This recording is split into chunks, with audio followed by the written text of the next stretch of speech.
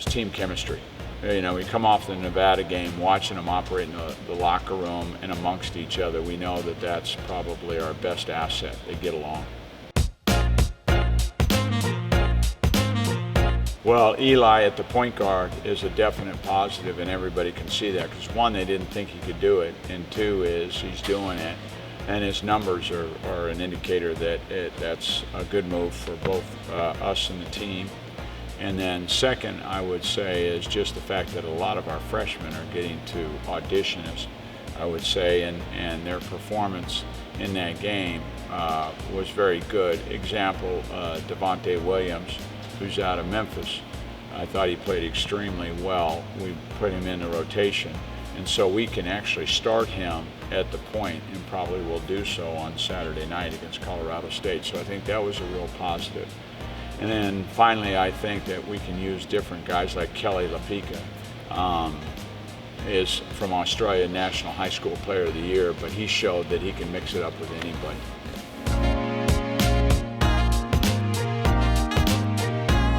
Well, immediately you talk to your players about a plan, and number one is who's going to take their spots. So we did that. And then two is we simplified some things that maybe those guys could have done, and then just boiled it down, addition by subtraction. 3-point field goal percentage was, and over time I think this team shoots better. So I can say that safely. We didn't shoot the ball well last year from the three. Well, it's probably more the same. We've come to find that we can shoot the three better. We know that it'll happen over time, but we can still play through our post, get a lot of free throws. So I think the similarities are more than the differences. It's just that people like Yvonne have improved, and then you have someone who's explosive like Jonathan, who comes from Brazil.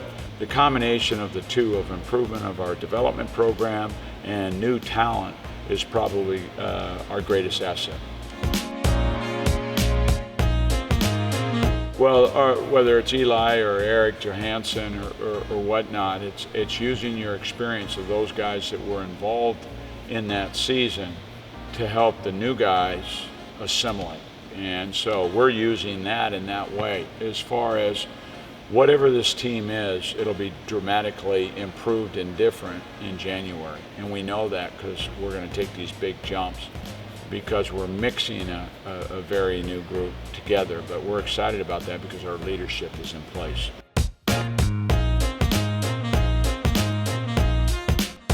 When you have a talented quarterback in the NFL, you bring him along slowly. You don't want to throw him out there with a bad offensive line and then he has the yips. So the answer is a little bit at a time, hand in mouth kind of thing, and then really look for the things they do well. And then, as they say in the classroom, look for the good, correct the things that are correctable, and then walk away from it and let it marinate. Well, they left a legacy of hard work with obviously Damien and then Joe Quintana. Now they're not actually going to be playing for a while. Joe's out for the year for sure, and Damien could be. And then so you move off of that, your development program, and also letting your young guys play and putting them out in the fire. And we already did that in our preseason so far with a couple, I would call, easier games. And then obviously the Nevada game, we played a lot of people and they got a little bite of the apple. Well, you compete by getting better athletes and similar players that they're getting, but you can't do it overnight, nor did they. So for us, I think it's safe to say that to the eye that we're doing that, but they also have to fit into the LMU culture, do well in the classroom, be gentlemen, and not have your players get in a lot of trouble. I mean, it's not something that any institution wants. Gonzaga, St. Mary's, BYU, those are ones that get national attention if you win them. Last year we beat Georgetown. That is a particular delight. It's Georgetown, Notre Dame, etc. But when a Catholic school beats a Catholic school, it gets everybody talking. So those Santa Clara is one of those ones that you want to do. We were fortunate enough to get them twice last year. That makes your alumni happy. Pepperdine is right down the street. That makes your alumni happy when you're able to handle whatever rivalries are local. Well, I always thought coming in the door that the program would take time to lift. And on our 5th year, we got it above the 20-win mark, which is significant. And so I was actually confirmed that, you know, the school and the men's basketball program, in order to get it lifted up, I thought it was a time-related issue more than anything. And I think that now that we're established, our culture is established, I think that the thing that I'm learning now is where to take it next in terms of what the expectations are. And obviously, we want to get us back to the NC2A.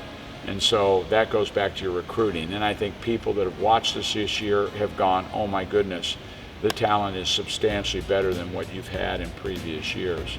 So what I've learned is that you're only as good as who you recruit. And I think that the schools allowed us to recruit and put more money into the recruiting so we could go out across the world and get better players. Yeah, I think that a lot of people will have us for dead. So we're the true underdog all the way through the year. And that's a great position to be in when people underestimate you. And so I think our players are smart enough to know that.